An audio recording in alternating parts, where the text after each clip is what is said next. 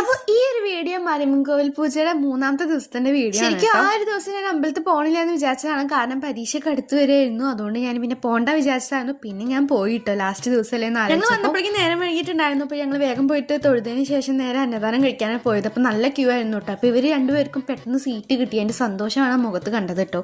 പിന്നെ അതിന് ശേഷം ഞങ്ങൾക്ക് സീറ്റ് കിട്ടി. ഞങ്ങളും കഷ്ടപ്പെട്ട് ഞങ്ങൾക്ക് പിന്നെ ക്യൂ ആണെന്നെങ്കിലും വേഗം വേഗം ഒഴിഞ്ഞുകൊണ്ട് ഞങ്ങൾക്ക് സീറ്റൊക്കെ കിട്ടി കേട്ടോ. അങ്ങനെ അതിൻ്റെ സന്തോഷത്തിലിരിക്കുകയാണ് ഇപ്പോൾ.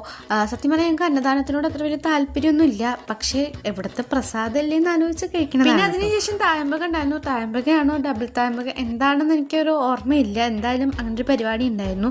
നല്ല രസമായിരുന്നു കേട്ടോ. എനിക്ക് സത്യം പറഞ്ഞാൽ ഇങ്ങനത്തെ ഒരു പരിപാടിയോട് താല്പര്യം ഇല്ലാത്തൊരു വ്യക്തിയാണ് ഞാൻ.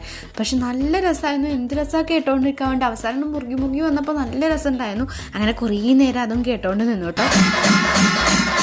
ഈ ബലൂൺ ആരൊക്കെ പിടിച്ച് ആട്ടിക്കൊണ്ടിരിക്കുന്ന ബലൂണായിരുന്നു. കുറച്ച് നേരം ഞങ്ങളുടെ കയ്യിലേക്ക് ഇട്ടത് എങ്ങനെയൊക്കെ എത്തി. പിന്നെ കുറച്ച് നേരം ഞങ്ങളുടെ കയ്യിൽ നിന്ന് പോവുകയും ചെയ്തു. തായമ്പക ഏകദേശം ഒരു 8 തൊട്ടിട്ട് എപ്പോഴോ തുടങ്ങിയിട്ട് എന്തായാലും ഒരു 10 വരെയൊക്കെ ഉണ്ടായിരുന്നു. പിന്നെ അതിന് ശേഷം എന്താ പടക്കം പൊട്ടിക്കാൻ വേണ്ടി സ്റ്റാർട്ടാക്കിയിട്ടുണ്ടായിരുന്നു. പിന്നെ പടക്കം പൊട്ടിക്കൽ കണ്ടു. ഇതൊക്കെ നല്ല രസമായിരുന്നു. അന്നത്തെ ഒരു ദിവസം നല്ല വൈബിളൊരു ദിവസം തന്നെയായിരുന്നു കേട്ടോ.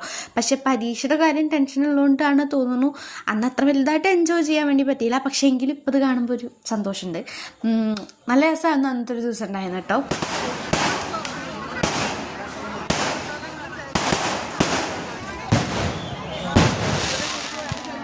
അപ്പോൾ അങ്ങനെ പരിപാടിയൊക്കെ കഴിഞ്ഞപ്പോഴേക്ക് ഏകദേശം ഒരു 11 സമയമായിട്ടുണ്ടായിരുന്നു. പിന്നെ അതിനുശേഷം നേരെ വീട്ടിൽ പോയി. അപ്പോൾ ഇത്രയേ ഉള്ളൂ. ബൈ.